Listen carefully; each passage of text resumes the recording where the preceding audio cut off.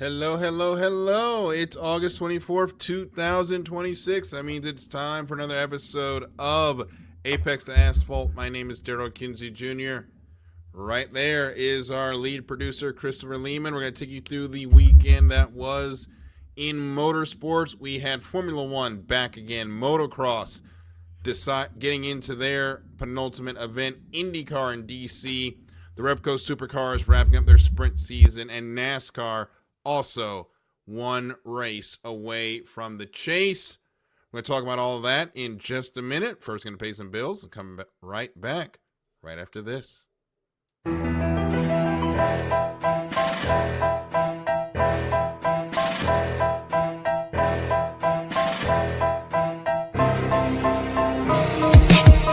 For the last 10 years, IE Sports Radio has been bringing you amazing content ranging from interviewing legendary athletes, coaches, and other authorized media personnel to building tailor-made shows dedicated to all major sports cities around the country. Make sure to follow us at IE Sports Radio on X, Instagram, Facebook, TikTok, and YouTube to keep up with the latest in sports and with all of our shows. Also, make sure to check out our daily updated website at iesportsradio.com. At iesportsradio.com, you can see our daily show schedule and check out all of our show pages with personal bios to learn a little bit more about each of our awesome hosts. In addition to our show pages, you can catch the iSports Radio blog, Hall of Fame, Fans of the Month page, and our merchandise shop including t-shirts, tank tops, caps, long sleeves, hoodies, and more. For now over a decade here at IE Sports Radio, we've continued to be by the fans, for the fans, and we thank you all for your support and for making IE Sports Radio your direct feed for all that is sports.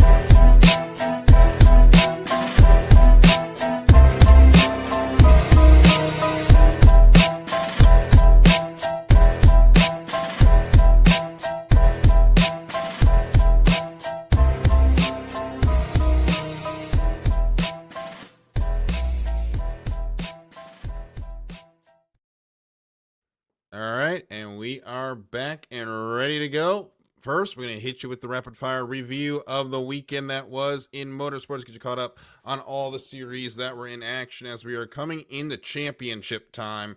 And that includes the Formula One World Championship, where they left the summer break behind and raced into Zandvoort for the final Dutch Grand Prix for now. Where Lando Norris continues the hot streak from Hungary, picking up the win with championship leader Kimi Antonelli and teammate George Russell filling out the podium.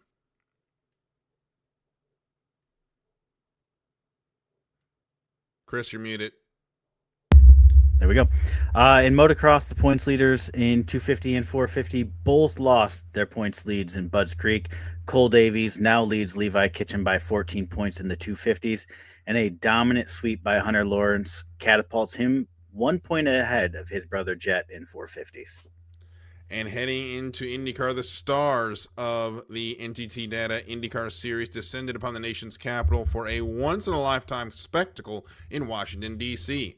Kyle Kirkwood took home the checkered flag, while an uncharacteristic pit road penalty relegated championship leader Alex Palou to 20th after starting on the pole. Ford continued their reign of terror in the Repco Supercar Sprint Cup finale. Brody Kostecki wins Friday. Will Brown ends a 12-month win drought on Saturday, and Brock Feeney clinches his second consecutive Sprint Cup win, or his second consecutive Sprint Cup with a win on Sunday. And wrapping it up, the Blue Ovals also get it done in the Keystone State, where Ryan Blaney does his best Drake impression, going back-to-back with wins at New Hampshire. Bubba Wallace, though, had an impressive day, going from 23rd to 2nd, and all but assuring himself a chase spot, while Josh Berry, Christopher Bell, and Kyle Larson round out the top 5. So again, we want to hear your questions as the show is going on. Make sure you get your comments in. We will read them out as this show rolls on live, whether you're on YouTube or Twitter. I want to thank you all for listening tonight, and we're going to get in first to the Formula One World Championship, where, Chris, the biggest off-season move has been made for silly season, and as I texted you, kind of boring. Max Verstappen is staying right where he is in Red Bull. Yeah. Great news for those of us that have a lot of money wrapped up in merch. and there's plenty more around. Great news. Ends months of speculation, so I feel bad for all the journalists who now have nothing to do. Toto Wolff even said, like, silly season's over. Pack it up. Um, but we do have some rumors about his contract. And Darryl, I was texting you, and Red Bull got fleeced, but they Oh, had to. absolutely. I mean, with everything that was going on, they kind of had to bend over backwards Yeah. for Max to get that deal done. Basically, he gets a pay raise for next season from $75 million to $100 million a year. That's a record in Formula One contracts, by the way. With combined personal endorsements, he's going to become the first billionaire through driving in the Formula One World Championship. He's got more room to explore his passions in endurance racing, which means likely we're going to see him in a Ford hypercar in Le Mans, which is going to make the Ford guys very happy, unless we have a Formula One race during that weekend again, which that was so stupid. I think Um, he's sticking with Mercedes for with the Windward Racing program. mhm. I think he's sticking with those guys when he's not running hypercar. So I think we'll still see him at like the 24 hours of Nuremberg ring and stuff like that with the Windward Mercedes guys. Yeah, the Windward guys have been so incredible the last couple of years in putting their program together. They're on their way to another GTD championship in IMSA. So they've gone from a a father and son team in IMSA to really the premier customer Mercedes team in global racing. They've gotten to do a lot of the European stuff as well. Yep. Of course, what they're doing here in America. So great job for that team. And they've got Max hooked up with them as well, giving technical support. Red Bull also provide deeper financial, technical, and logistics support to Verstappen Racing. That is the GT3 team. And I think Max is going to love this the most, though, Chris. A further reduction in the team level media obligations. I think he's Yes. going to be the happiest about that. Absolutely. Um, and so kind of with that, obviously the FIA has their mandated Thursdays, um, post session drive to survive. So he can't, um, there's nothing to do with that. But he did not capitulate at all when it came to media at the team level. So he has a hard cap on commercial days, which is, doing stuff for sponsors, team photo shoots, marketing stunts, stuff like that. He's all but shielded from Red Bull Global, so he doesn't need to go around the world for different Red Bull events. So, not that he's ever been to like a Flugtag or anything like that, but now he doesn't have to go do, um, all the other crazy stuff that Red Bull's into. And this one was pretty interesting. That when I was reviewing, this is all kind of rumored, so that they don't have to tell everything, but this is kind of at least from decent sources that are saying all of this stuff. Mm-hmm. And any media appearance or content commitments will be closely aligned with his own personal branding, which is basically for Verstappen Racing. Yeah. So, and that's going to all more align with what he does personally on the side. And before, anyone listening is like, wow, like that's, has a negative thing. They have a 24 race calendar. No driver likes it. And media appearances. I mean, these guys can be doing, weeks by the time you figure travel and all of that of additional time working, so to speak. So this, by capping his media obligations on the team level, is actually going to end up being a net positive, as that puts him back into the simulator. It gives him more time to run the endurance races, and just more time with his family as well. So I think it's not like this is just, I don't like doing media and I sit home and do nothing. I mean, this kid is always on the go when it comes to racing. So if he's not doing a media thing, he turns thousands of laps on the simulator every week. So it's, you know what I mean? It's not like he's going to the beach and, you know, drinking gin and tonics, having a good time every night. He's, you know, doing racecraft prep. And I think he'll like to get back to that. I know he brings the simulator literally everywhere he goes. And to your point on the 24 race schedule, it's to the point where we got too many Formula One races. That's why we're having to start to do the thing now where they are rotating races in and off the schedule. And we're going to see Even some races start coming off and coming back on, like Zandvoort, which is going away this year, or going away next year for some races that are coming back, including Turkey. And I mean, even look at personnel.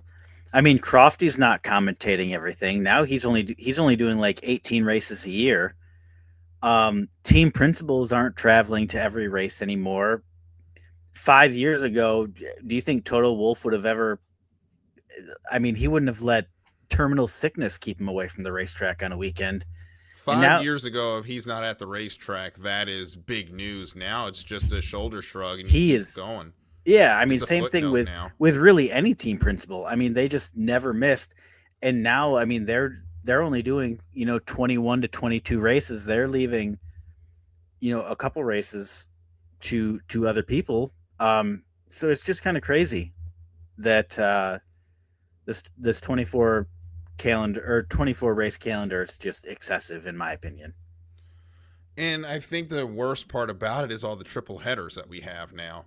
Mm-hmm. And I think it's getting to a point where you don't really miss Formula One. I think the big part about it, what made Formula One so special, is it was really an event. You only had a race really once every 2 weeks, if at that.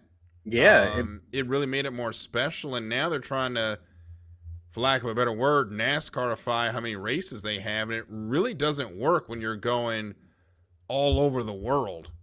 no, and I support doing these swings where they come in and they do like Coda and then Mexico back to back. Like those make sense. Like kind of regionalizing and kind of batching them together. Mm-hmm.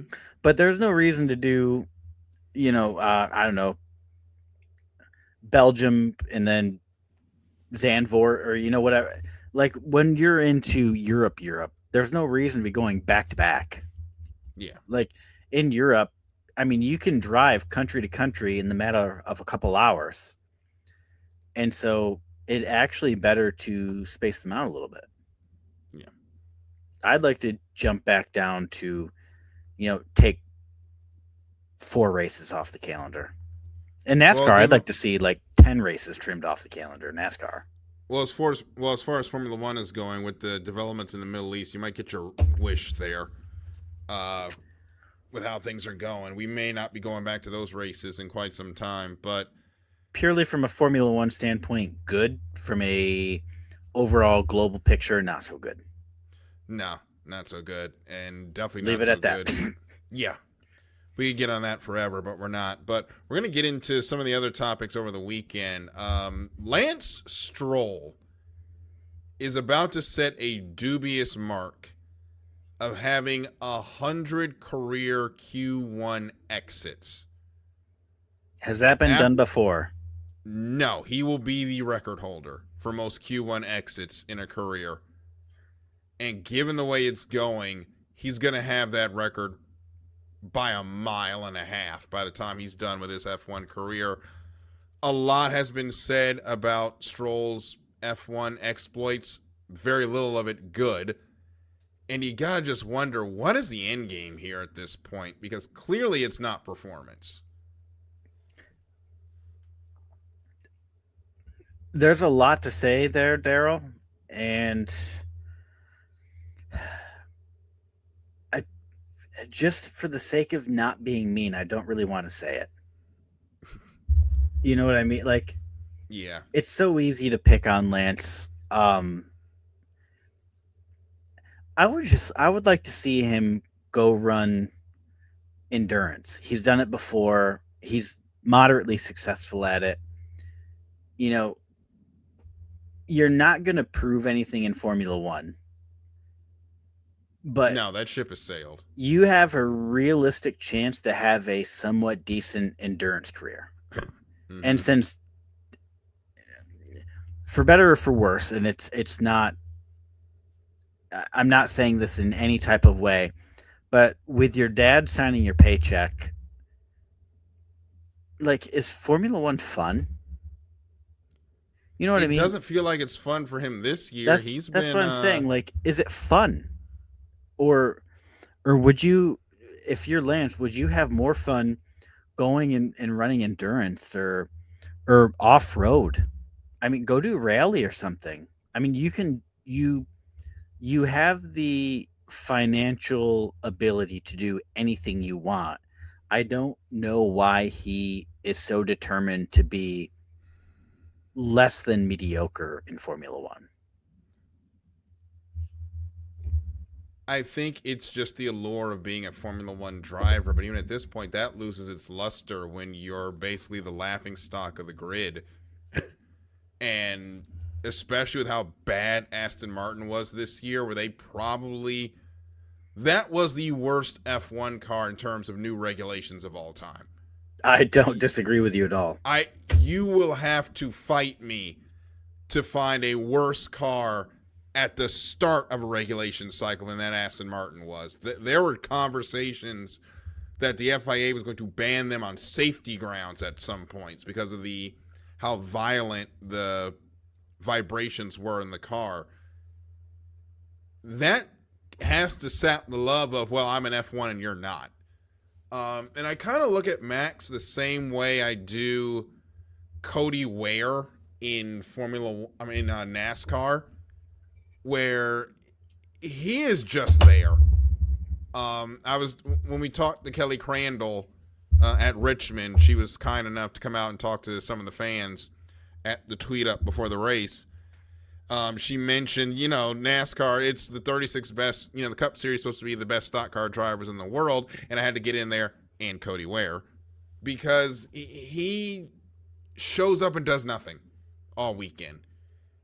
He might cause a caution, but other than that, he starts last, he finishes near last, he is 35th in the standings and last of all the drivers that have made every start this season, and he just becomes the punching bag when you're comparing how bad someone else's season has been going.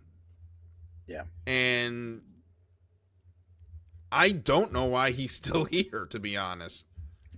Yeah, I don't know. If I was him, I would rather go run endurance. It's a heck of a lot less strain on your calendar. Mm-hmm. And he is not bad at endurance racing. Like, he's not cut out for Formula One, but he's not necessarily a bad race car driver. No, bad Formula One driver does not always equal bad race car driver. We So always have to have that conversation. I don't understand why, like, it literally can't be fun for him. No. So why do it? I wish we knew the answer. That's just the question we got. Yep. I mean, I hate making this question or this comparison, but which one do you think is better, Cody or Lance?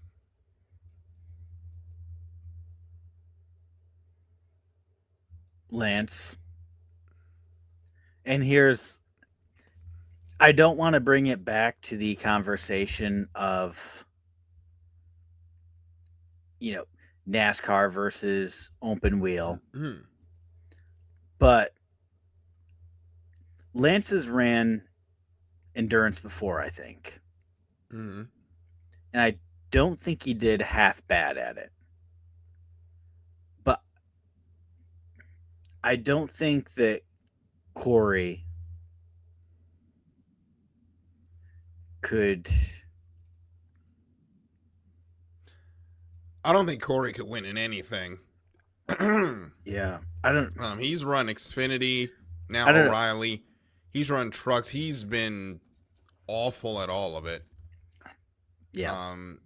at least Lance might get you a point every now and then. Cody's just at this point just the glorified first car to go a lap down. Yeah, I just don't know. Like, I don't think, like, it's hard to say because, like, could Cody come into NASCAR or to Formula One and do what Lance does? God, no. No, I don't think that he could. I don't know. Like, I feel kind of uncomfortable, like, putting people down like that. Yeah. You know what I mean? Like, I'd rather not go down that rabbit hole, I guess. But I think Lance could leave Formula One and have a somewhat decent career in a different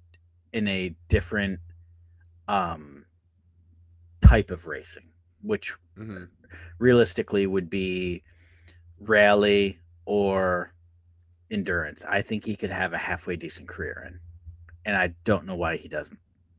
Cody Ware. Cody Ware. I don't know that he could have a decent career in something else. I guess that's kind of where I lay on that.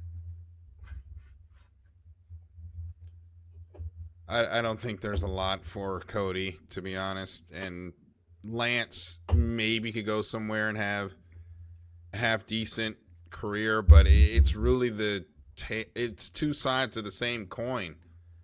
You've got guys with rich dads giving them seats, and they're not really doing much with the seats.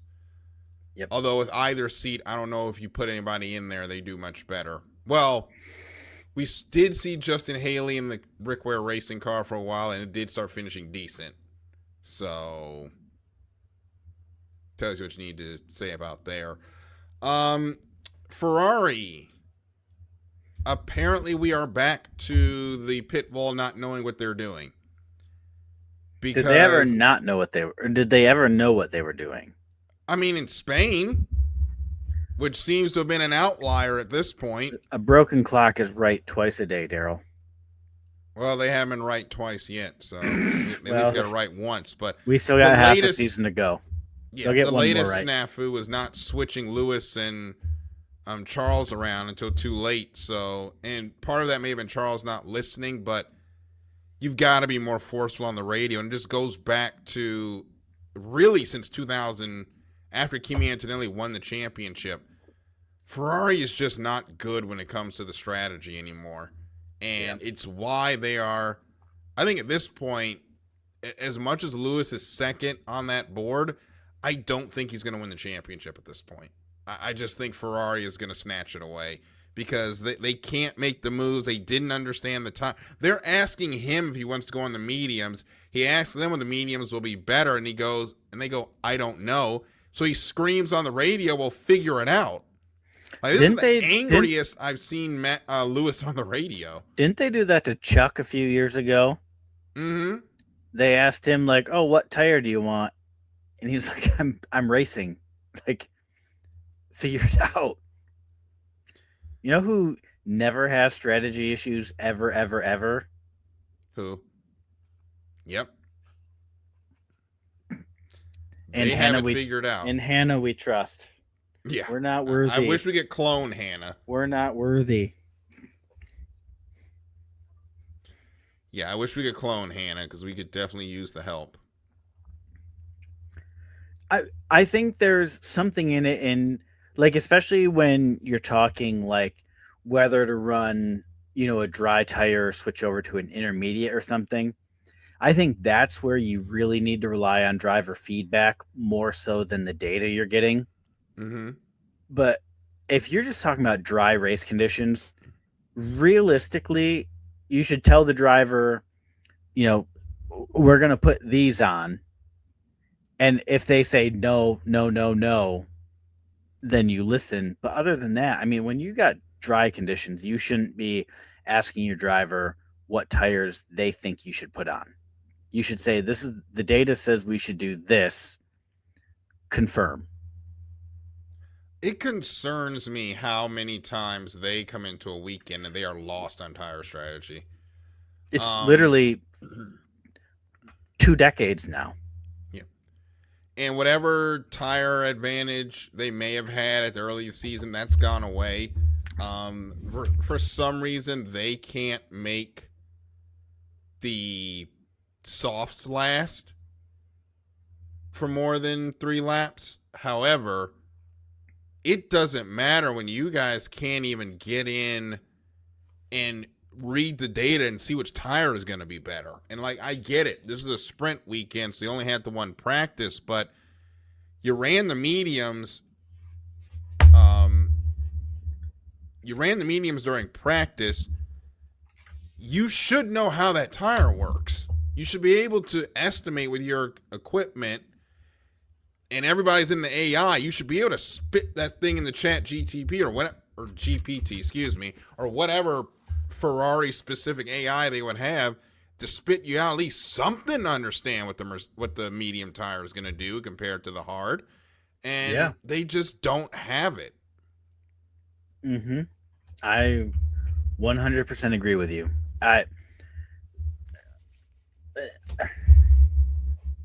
It's wild. It really, the level of incompetence they've had for as long as they've had it is just wild. Mm-hmm. And that's really the only way. It's been multiple team principals now.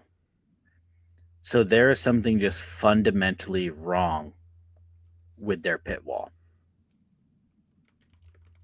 It's been that way for 20 years. Yeah. And I think, unfortunately, they've gone back to their old ways of, we're going to be an Italian team for Italians, and you've got to get some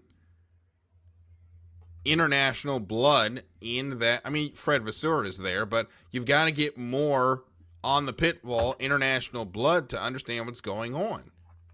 I hate to say it, but like, if I'm Ferrari, I am making room in my budget to go after someone like Hannah Schmidt. Yes. And saying, like, we need to go poach a top tier strategist from another team, whether it's Hannah or somebody else. But like, we need to go poach somebody. Mm-hmm. Because they have a they have a car. They have a good car, a decent car. It started out really good. They have good drivers. They have, an 8-time world champion. I'm one of those people. You know what I mean? Like, 7 of those are official. Yeah. Chuck. I mean, even Chuck is good. I don't think he's a world champion by any means. But much to, Michael's chagrin. But they have good drivers who are capable of winning, and they realistically probably could have competed for a championship this year with a better pit strategy. And that we've been saying that about Ferrari as long as I've been on the show. Since 2021, we've been saying they are a good strategy away from being competitive. And I feel like we say that every year. Literally every year since I've been here, we've said the exact same thing. Yeah. They are a strategist. Or some variation of it. Yeah. They are a strategist away from being competitive. Yeah. We'll say it next year too, Darryl. Yeah, and I think once they get it, if they ever get it, watch out for that team. Yeah, but the thing is by now, they're not getting anybody for next year because gardening leave would have already had to have taken place. Yeah. So next year, you're already locked in. Like, I hate to say it, but next year's already a write-off because they haven't gotten anybody. 2028 would be the... And Lewis is only under contract next year. And at this point, would Lewis want to even stay?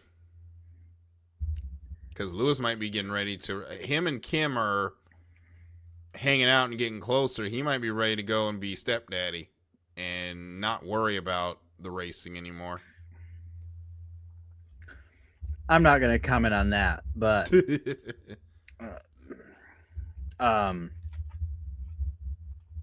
But I mean, apparently, it kind of, I'd say it almost goes back to like the Max thing, like Laurent Mekies, and the Red Bull camp kind of brought Max in and said,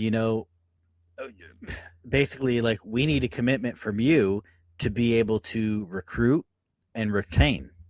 Mm-hmm. Like people aren't going to come here if the lead driver is Isaac Hadjar and Liam Lawson. You know, people want to work thinking I'm building a car for Max Verstappen. And so on the flip side, they said, this is what we can do with the car. And, to do this, we need you. And without you, we can't do this. And it kind of became a we need each other type of situation. Max needing Red Bull significantly less than they needed him. But you could see almost the same thing at Ferrari, like them saying to Lewis, hey, you still got it, but we need you here. Yeah. And, this is what we think we can do. And if I'm Lewis, I'm saying, you need to get a strategist. If you don't get a strategist, I'm out. That is the play that they're going to have to make. And we will see how that goes. Yep. So we are going to take our break. When we come back, we'll get into NASCAR, get ready for Daytona, and look at that chase bubble and the reign of terror of Ford when it comes to the sprint races is complete in supercars. And Chris has a new segment for us, which we'll talk about on the other side of this break, here on Apex to Asphalt on iSports Radio, your direct feed for all that is sports.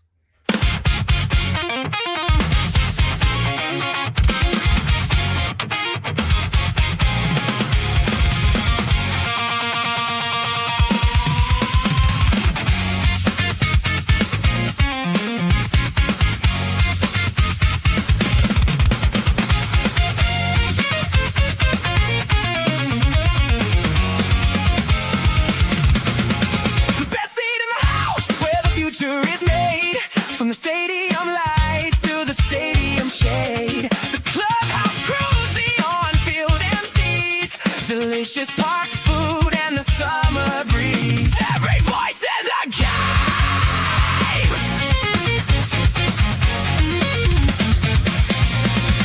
Catch dirt and diamonds every single week. The California League coverage that you'll seek with Larry B and Freddie B running the show.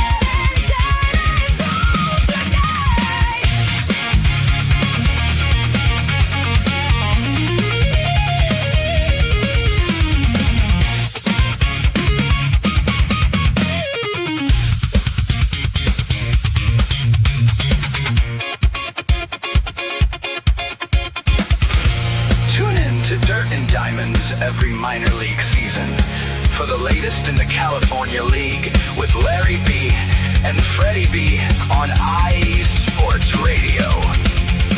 Keep that dirt flying, and we'll see you next pitch.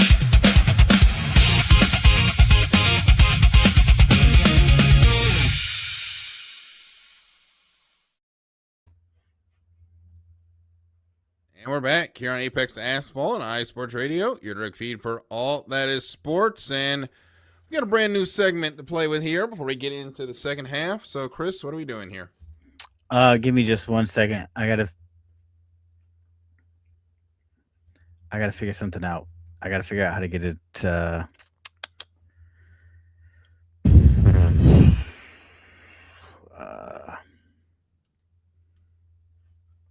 see.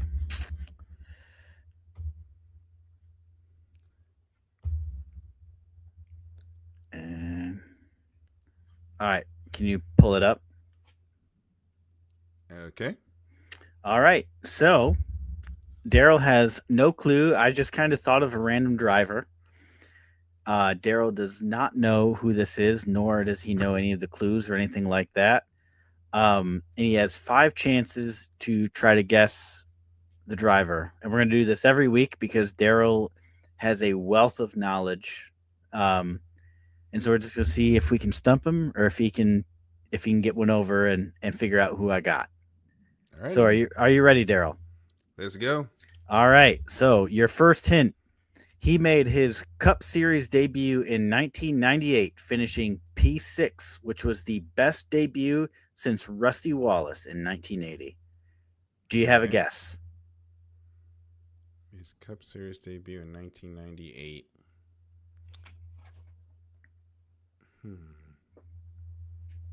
Don't think it's Junior. What's the next clue?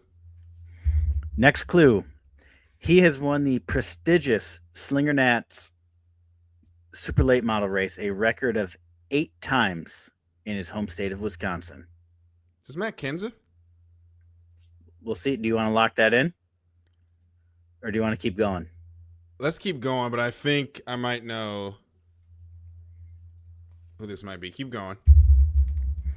He won 39 Cup Series races, including 2 Daytona 500s and a Coke 600. Ooh, is Matt won the... Matt has won the... Kenseth has won the 500. Has he? I think he has.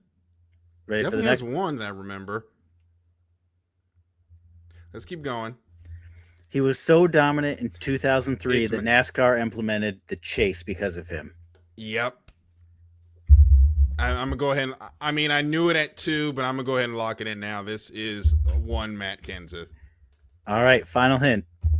He is best known for driving the iconic number 17 DeWalt Ford for Roush Racing. Your driver of the week, Matt Kenseth. Matt Kenseth. See, I know my stuff sometimes. So you knew it at 2. I knew it at Slinger. When you said Wisconsin, I'm like, that's Matt Kenseth. Because we don't have a lot of Wisconsinites out there. But man, Matt Kenseth, the thing about him is he was extremely consistent. He qualified like dog crap. But on race day, he would be up there 8th, 6th, 5th, 9th. Like, he would turn terrible qualifying days into great points finishes. And that's why he won that 2003 championship. Because on the other side, Ryan Newman, yes, they had fast engines. They were blowing him up all the time because he had 8 wins, about the same amount of DNFs.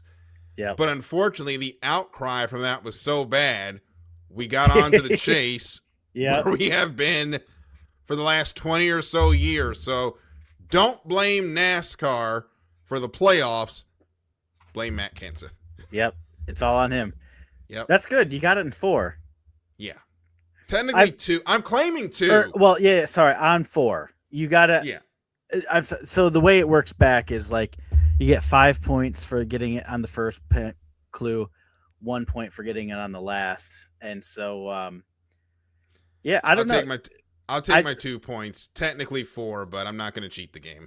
You got 4. You said Kenseth, and I tried to talk you out of it because I was like, that's not even fair. You pick it on the you pick him on the second one.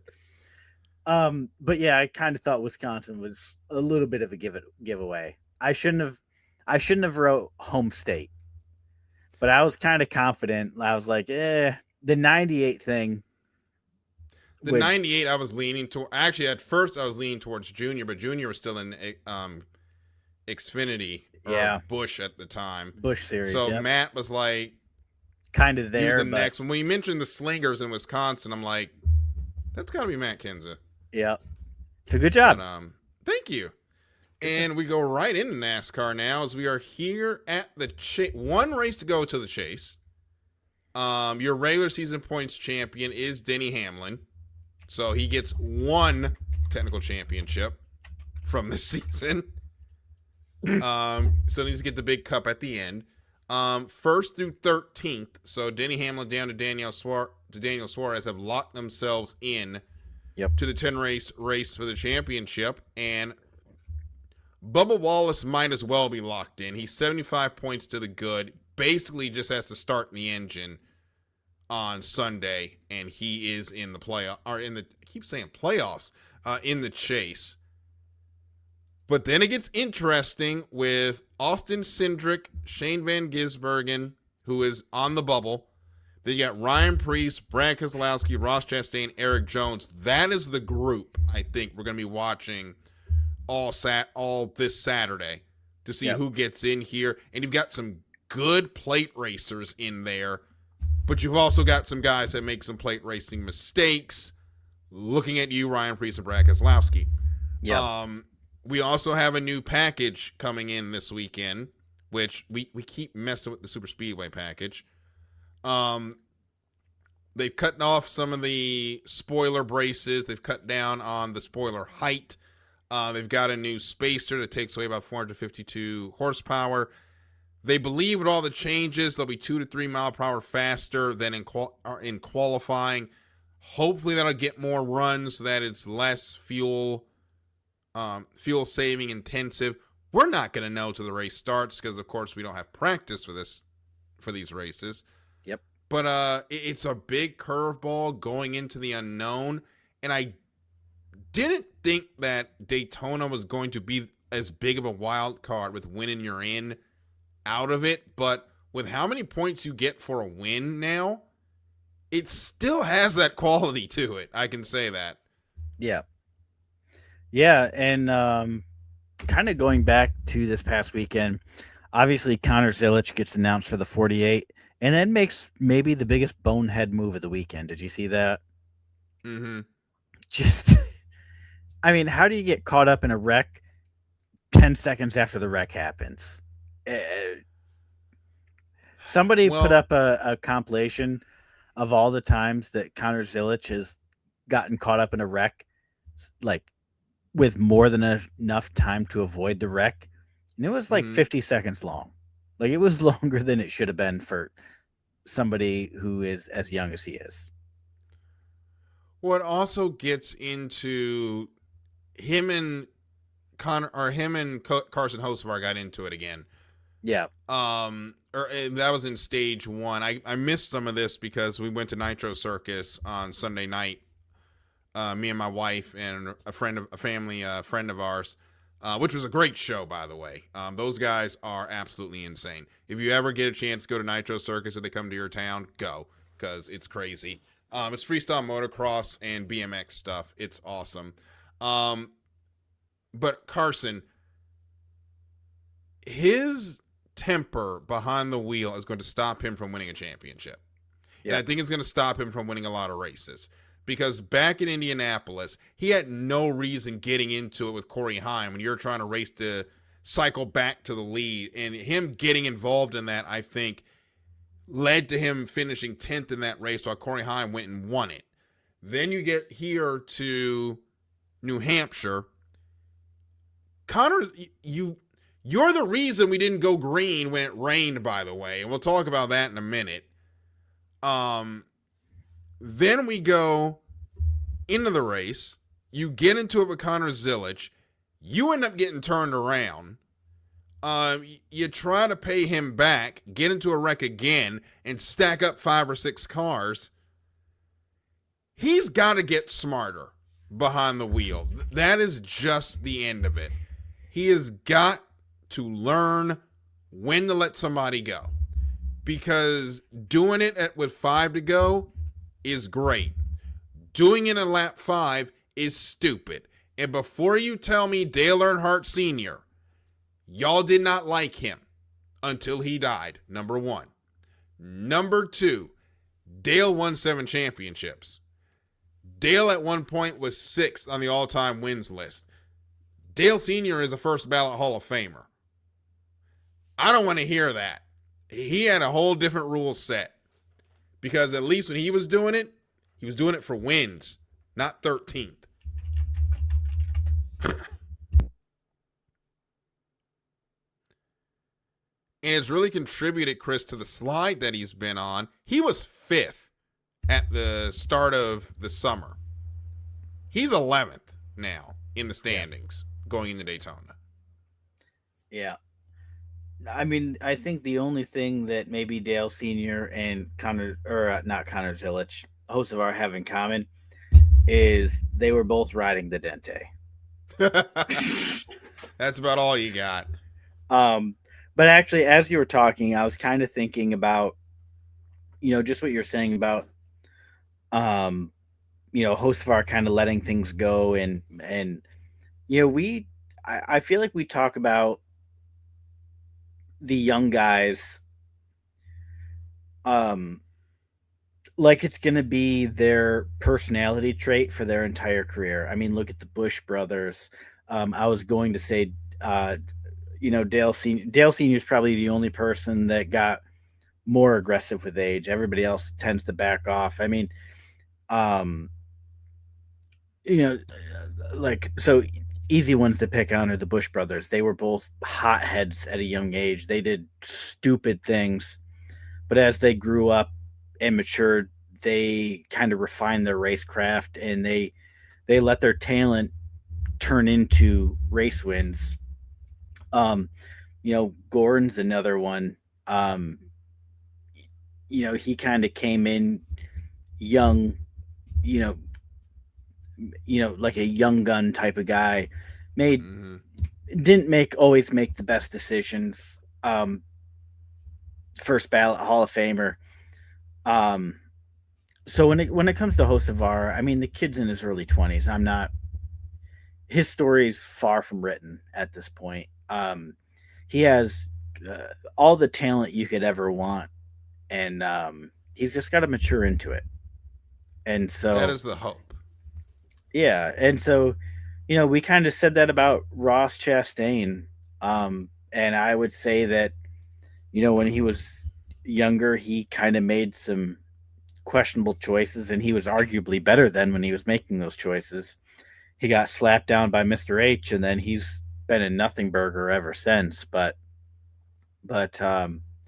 yeah, I mean, it just depends on how a driver handles maturity and growing up and all of that. And Carson Hocevar, he's got a long, long way to go. Um, and so I don't want to write him off yet. I don't want to either, but he's not. I mean, even Ty Gibbs, who we thought would never get right, got over that 100 win plateau and started to get it and has won a couple races now this year. One at Bristol, one at Iowa, so turning into a little bit of a short track ace so far. Did not have the best outing on Sunday, so we know but we know it can happen. It's just you hope it happens a lot faster because him, Connor, Corey, not him, Connor, Corey, sorry, Carson, Cody, Corey Heim when he gets here, or not Cody, sorry, Ty Gibbs, Corey Heim when he comes up next year. They're going to be a real part of that youth movement, and if they start winning at a good clip, they're going to be they're going to be the guys that are the catalyst for the Gen Z renaissance of NASCAR. And I think that's what your hope is going forward. Those guys can come up and keep winning. Heim's already done it. Gibbs has got a couple of wins. Carson's got one, but we just got to see how these guys mature. Yeah, I mean that's kind of how it is for every sport too, right? I mean, not even just NASCAR, but any sport. You're always looking for that young group to come in and kind of get the torch passed to them, so to speak. So hopefully NASCAR finds their youth movement, and I hope that they are good. I hope they are successful, and I hope that they succeed in a way that others haven't. So these young guys really have an opportunity that their predecessors haven't with social media, and I think these younger guys get it, but they could take NASCAR to the next level if they handle things correctly. Yeah. So NASCAR with New Hampshire, once again, they played it a little bit conservative when it came to the rain, and it looked like we were going to go green with the rain actually coming down, and then Carson looped it they ended up waiting for about 30 minutes to actually start the race, and then once the track dried out, they threw the competition caution again, which drew the ire of a lot of folks, including Jordan Bianchi and Jeff Gluck on their podcast today. I saw that clip on Twitter where they were discussing NASCAR needs to let the leash off. And Denny Hamlin kind of backed it up too on actions detrimental. I think it's time to let go of the leash and let these guys figure it out for themselves. I know the thing is we haven't done this a lot with NASCAR, especially the Cup Series, but I think you got to let the crews bump their heads and make their own mistakes. I think we've got enough of a notebook on how this wet weather tire works that they can run on it for a little bit. Yeah. I agree with you. That at some point you just got to let them go.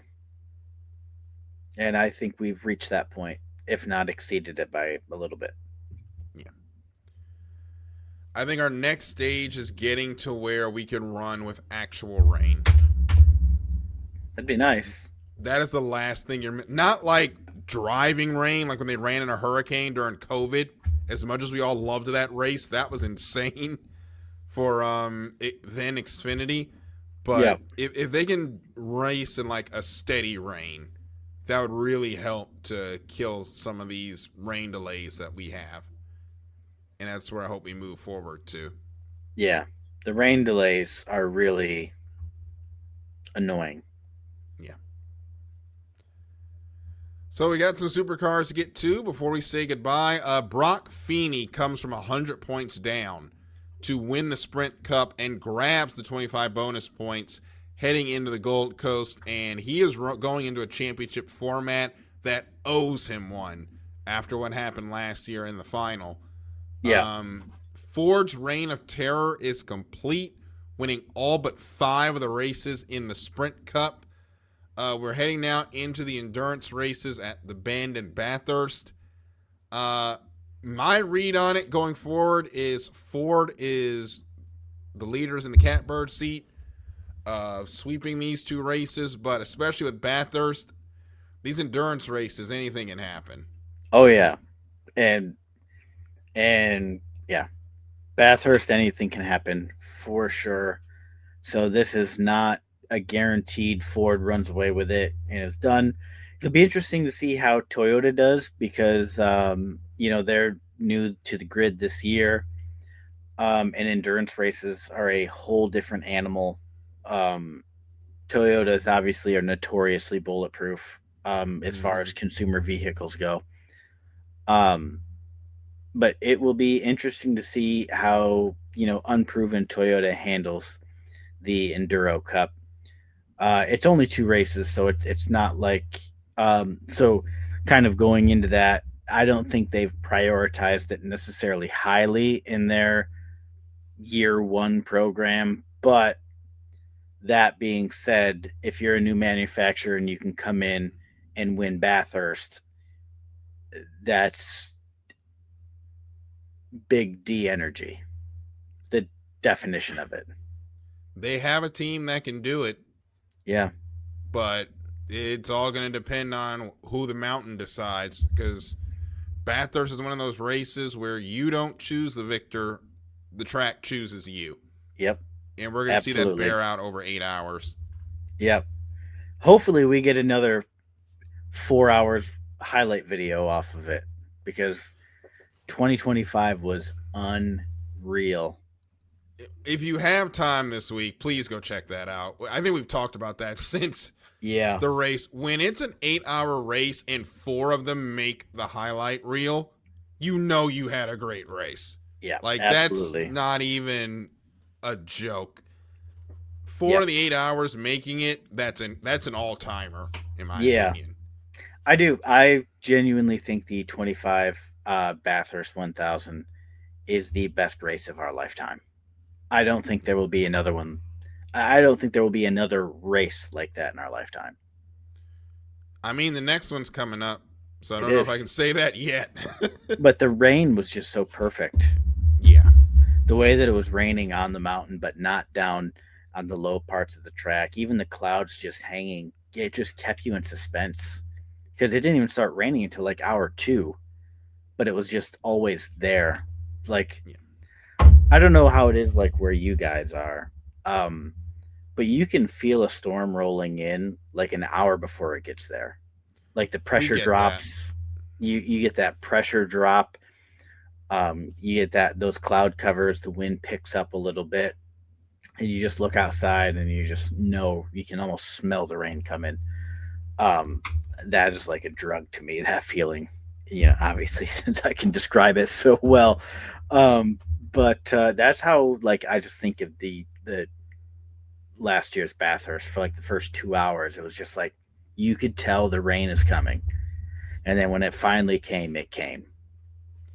Yes, I'll be eagerly waiting the weather report because I definitely would like more rain at Bathurst going forward this week. And on the other hand, Chevy, they've got to go back to the drawing board. Whatever they did at the front end of that car, it didn't help for the Cup car, and it definitely didn't help in supercars. Yeah. They just need to roll out what AAA built for them last year. Yes. And we will see how that goes as we're getting ready. We're in championship season now. The chases are upon us. NASCAR is going to decide who makes their chase on Saturday night. We've got the NASCAR Cup Series, or not NASCAR Cup Series. We have the Pro Motocross guys deciding their championship and who goes on to the Supermoto championship as well. It's going to be an incredible weekend of racing coming up. Chris, tell them what they need to do before they go to bed tonight. Just enjoy motorsports, enjoy life, man. And I would just say that the most important thing you can do tonight is brush those teeth. Brush those teeth before bed.